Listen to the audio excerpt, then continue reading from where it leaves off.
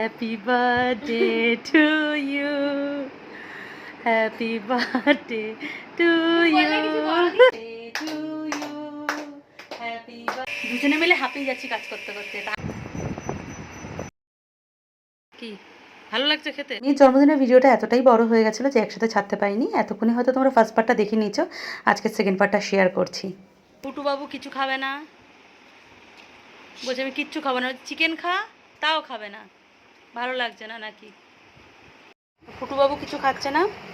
গতকাল রাতে যে কেকটা কাটা হয়েছিল, এক পিস কেক আর এই আমুল কুলফি, কি আমুল কুল আমুল কুলটা বের করে রেখেছি, এটা গরম হলেও খাবে। আমি আমুল কি বললাম, বুটু খুঁড়বু। হ্যাঁ না, বুটুবাবু কেক খাক বসে। চামচ দেবো বুটু? ও বুটু, চামচ দিয়ে একটা। ভাত খেয়ে একজন পায়েস খাচ্ছে, পায়েস খেতে খেতে হাঁপিয়ে পড়েছে, একজন শুয়ে পড়েছে, আর আর একজন এখানে ঢিকবাজি খাচ্ছে। একজন পায়েস খেয়েছে আর একজন দই খাবে। বুটুবাবু দই খাবে। দই খাবে তো বুটু? এই চামচটা দিয়ে দেবো দিদি, আর রূপোর চামচটা? আচ্ছা, সব জ্ঞান চলে না, খাও। ঠিক আছে, দই বসে খাও, ঠিক করে খাও। গৌতমবাবু আজকের একদম টায়ার্ড। সেই সকালবেলা 6টায় উঠে মেয়েকে দিতে গেছে, তারপর থেকে একদমই রেস্ট নেয়নি। বাজার, দোকান ঘাট, তারপরে আমার হাতে হাতে কাজ, যেহেতু আমি একদমই কাজ করে উঠতে পারছি না, একদম ডাক্তার বেড রেস্ট দিয়েছে, আমাকে কোনো কাজই করতে দিচ্ছে না। তাও আমার হাতে হাতে যতটা পেরেছে হেল্প করেছে। কারণ আজকে তো আর কাজ করতে পারবো না, আর রেস্টে থাকবো এরকম তো করা যায় না, বাড়িতে যেহেতু লোকজন আসবে। তাই উঠে পড়ে আজকের আমাকেও কাজ করতে হয়েছে। আর কি বলছিলাম জানো, আমারও মাথা, হঠাৎ কথা বলতে বলতে ফোন, ফ্লিপকার্টে কবে এটা অর্ডার করেছিলাম আর আজকের এসেছে। আগে আসলে ভালো হতো, এটা খুলে আমি অর্গানাইজ করে নিতাম। এটা একটা ওয়ার্ড্রপ, আয়রন ওয়ার্ড্রপ। তো থাক, আজকের আর মনে হয় না এটা আমি খুলে অর্গানাইজ করতে পারবো, তো এটা এখন রেখে দিই। ম্যাডাম এখন ট্রায়াল দিচ্ছে। এই জামাটা উৎসাকে আমি জন্মদিনের জন্যে কিনে দিয়েছি, একটু বড় হয়েছে তাই ম্যাডাম দেখছে। আমি বললাম একটু থাক বড়, কিন্তু হাতে যে সেলাই করে দেবো ভেবেছিলাম সেটা আর হলো না। তো কি করব এখন, এই মুহূর্তে হাতে সেলাই করব?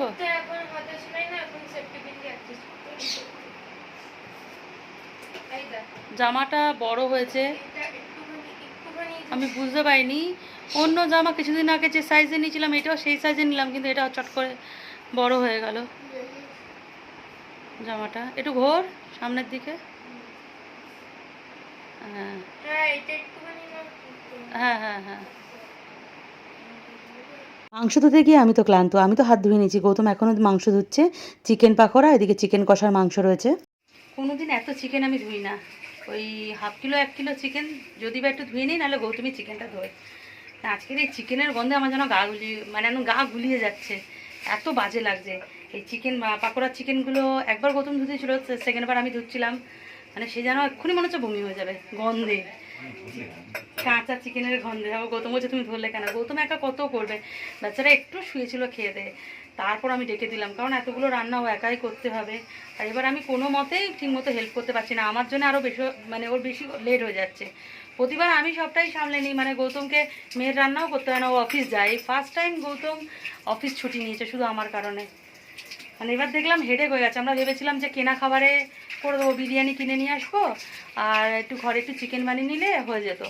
তো এখন ভাবছি, তারপরে আমরা ডিসিশান চেঞ্জ করে ফ্রাইড রাইস চিকেনের গেলাম। তো এখন ভাবছি কেনা খাবার করলেই বেটার হতো, এই ভীষণ হেডেক হয়ে গেছে। দুজন মানুষ করা যায় নাকি? তো এখন আমার ওই পিসতো ভাই যে শেফ, মানে ফ্রান্সে ছিল, ওই ভাই ফোন করলো যে দিদি আসবো, আমি একটু হেল্প করে দেবো। তো বললাম আসতে, দেখিও কতটা দূর কী হেল্প করে দেয়। এখানে দেখতেই পাচ্ছ আমার পিস্তুত ভাই এসে গেছে, এবং এসে ওর কাজটাও ভালো মতোই গুছিয়ে করে দিয়েছিল। যত রকমের সবজি ছিল কেটে ধুয়ে গুছিয়ে দিয়েছিল। সবথেকে বড় ব্যাপার, এবার আমার মা যেহেতু নেই তাই এত প্রবলেম হয়েছে। মা যেহেতু পিসির বাড়িতে গেছে, নাহলে এত কষ্ট আমাদের হতোই না, মাই সবটা সামলে নিত। 1 মাস আগে গৌতম এটা মেয়ের জন্য এনেছিল, আমি ভেবেছিলাম জন্মদিনের দিন মেয়েকে দেবো, ও ভীষণ পছন্দ করে পেন বা এই পেন্সিলের ব্যাগ বা কালার বা বুকস, এর জন্যই গৌতম এনে রেখেছিল। আমি যে কাল রাতে ওকে সারপ্রাইজ কেক কাটিংয়ের সময় দেবো এটা একদমই ভুলে গেছি। ইভেন গৌতমেরও মনে পড়েছিল কিন্তু গৌতম বলেইনি আমাকে কিছু। 1 মাস ধরে লুকিয়ে রেখেছিলাম। না না, আমি কালকে দেবো বলে। ভাল লেগেছে ব্যাগটা? পছন্দ হয়েছে?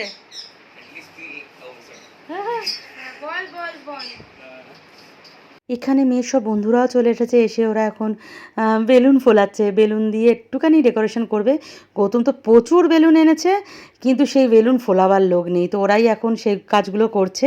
আর এদিকে গৌতম এখনও রান্না করতে ব্যস্ত, অলরেডি চিকেনটা হয়ে গেছে, সেটা তার ভিডিও করতে পারলাম না। আর এদিকে এসে দেখলাম গৌতমের ভাতটাও করা কমপ্লিট হয়ে গেছে।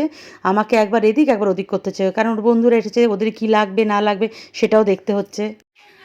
এই প্রথমবার উৎসার জন্মদিনে আমরা হজপজ হয়ে গেছি। প্রথমত একটা অন্য ধরনের প্রিপারেশন হওয়ার কথা ছিল, ক্লাবে অ্যারেঞ্জমেন্ট হওয়ার কথা ছিল, রান্না করার কথা ছিল, সেটা ক্যান্সেল হয়ে আপাতত কিছু হবে না একদম ঠিক ছিল। তারপর হঠাৎ করে গৌতম বললো না, উৎসার বন্ধুদের বলা হোক আর কজন চেনা জানা কজনকে বলা হোক, এইতে আমরা একদম হজপজ হয়ে গেছি। মানে একদম সাডেনলি একটা ডিসিশন চেঞ্জ হয় আরেকটা, মানে তার জন্যে মানে একটা প্রেশার হয়ে গেছে গৌতমের। সবথেকে বড় কথা, কালকে যদি আমরা বিশেষ করে যদি একটুখানি বাজারটা কালকের করে রাখতাম সেটা ভীষণ ভালো হতো। আর ভালো হতো যদি আমাদের ক্লাবের কিছু ছেলেকে আমরা দায়িত্বটা দিয়ে দিতে পারতাম। গৌতমের একার ওপর সাংঘাতিক কষ্ট হয়ে গেছে ওর, আর আমারও। মানে আমার এই পেট ব্যথা, পেট এত যন্ত্রণা করছে, যা করে একটা কুর্তি পরেছে, এখন আমি রেডি হইনি, আর রেডি হওয়ার ইচ্ছাই হচ্ছে না। এখন আমার চিন্তা যে লোককে খেতে দেওয়া সে না গৌতম করে দেবে, কেক কেটে করে সবাইকে দেয়, আমি পেট চেপে চেপে কী করে করবো। পেট একদম আমার একদম যন্ত্রণা, মানে পেটটা ফুলে একদম টসটসে হয়ে গেছে নাভির জায়গাটা।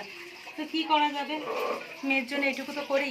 তো মেয়ে আমার আর গৌতমের কষ্ট দেখে মেয়ে বলছে নেক্সট টাইম থেকে আর জন্মদিন করবো না মা, ছেড়ে দাও, আমি তুমি পাপা কোনো জায়গায় খেয়ে আসবো বা আমার বন্ধুদের নিয়ে কোনো রেস্টুরেন্টে গিয়ে খেয়ে আসবো, আর বাড়িতে কোনো আর জন্মদিন করবো না। কী করবো, মেয়ে শুধু আমার মুখের দিকে তাকিয়ে আছে। তখন আমি এত কষ্ট হচ্ছে, পেট যন্ত্রণা, আমার দিকে তাকিয়ে আছে, তাকিয়ে হাঁ করে বসে আছে। কারণ বন্ধুরা এসেছে, একটু কথা বলছে, ভুটুও রয়েছে। এদিকে গৌতমের রান্না প্রায় শেষের দিকে, এখন চিকেন পাকোড়াটা বাকি। তাও সপ্তষী এসে অনেকটা হেল্প করেছে, চিপস টিপস এনে দিয়ে গেছে। রাজাকে দায়িত্ব দিয়েছি, মানে একটা ফ্রাইস আইটেম বাইরে অর্ডার করা আছে, সেটা রাজাকে দায়িত্ব দিচ্ছি, রাজা সেটা নিয়ে আসবে। এদিকে উৎসার বার্থডে কেকটাও চলে এসেছে। আনবক্সিং করতে উৎসাহ তো একদম ব্যস্ত হয়ে পড়েছে, কারণ ও দেখতে চায় কেকটা ওর মনের মতো হয়েছে কিনা।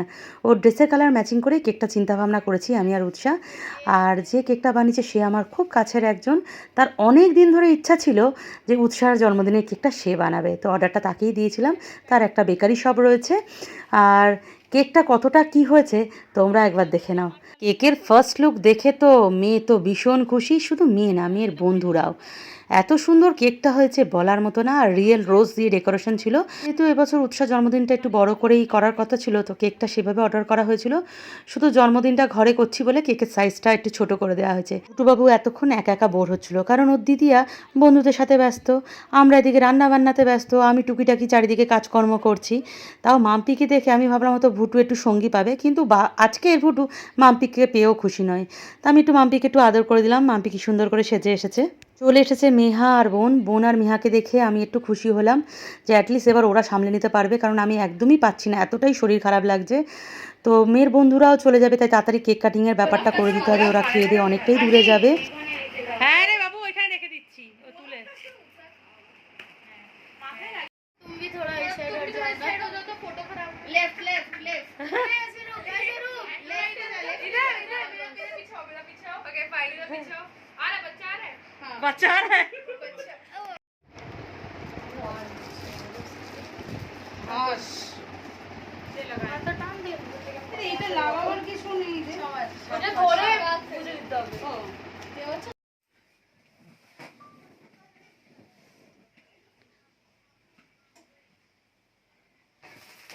Happy birthday to you. Happy birthday to you.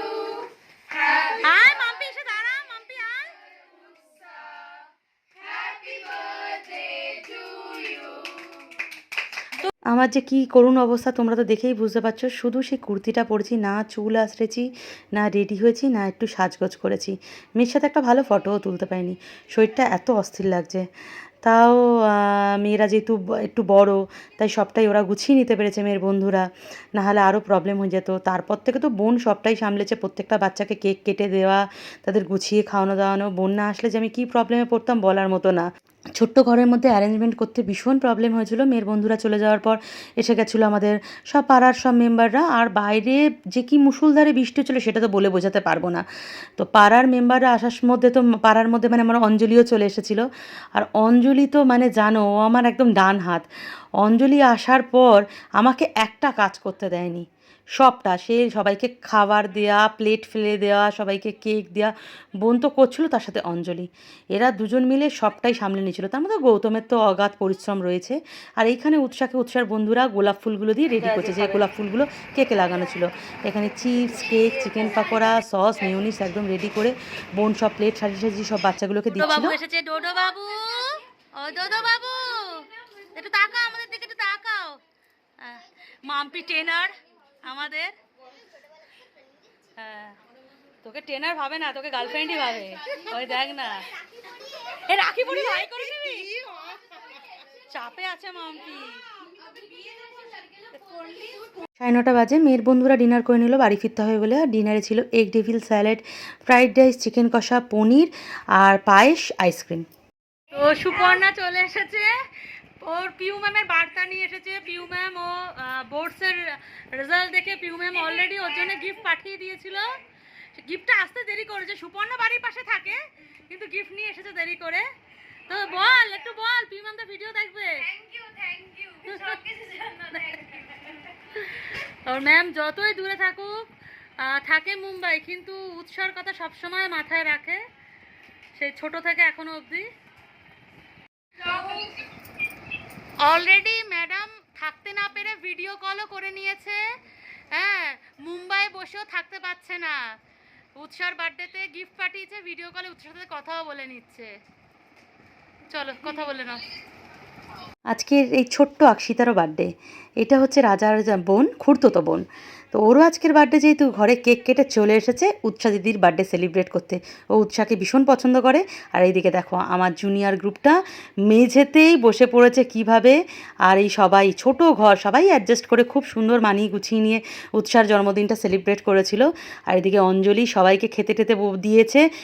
মানে ও তখনও অবধিও খায়নি, বেচারা রাত 12:30টার পর খেয়েছে। সবাইকে গুছিয়ে খাইয়ে দাইয়ে ঠিকমতো যে গুছিয়ে ভিডিও করবো সেগুলোও করতে পারিনি। বাড়িতে কোনো অনুষ্ঠান থাকলে সেটা সম্ভব নয়।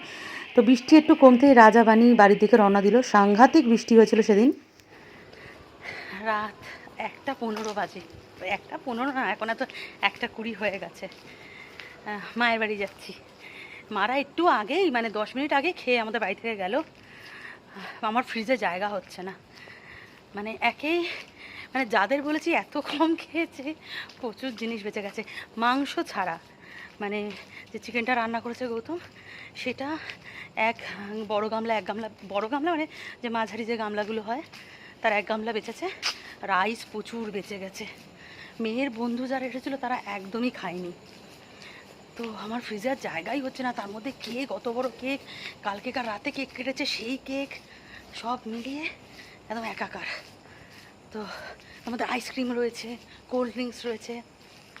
মায়ের বাড়িতে সব যেটুকু একটা ওই কেকের হাফ কেক, পায়েস সব মায়ের বাড়িতে রাখতে চেয়ে। এছাড়া মা যাওয়ার সময় রাইস টাইস, তারপর এগ টেবিল নিয়ে গেছে। আমি তো যে ভিডিওটা ঠিকমতো দেখাতেও পাইনি যে কী মেনু ছিল, কি ছিল, কি খাওয়া দাওয়া ছিল। আর এত অল্প জায়গার মধ্যে এত লোকজন, মানে এত হইচই হয়ে গেছিলো, মানে একদম যে কিভাবে যে আজকে দিনটা কেটেছে সে আমি আর গৌতম জানি।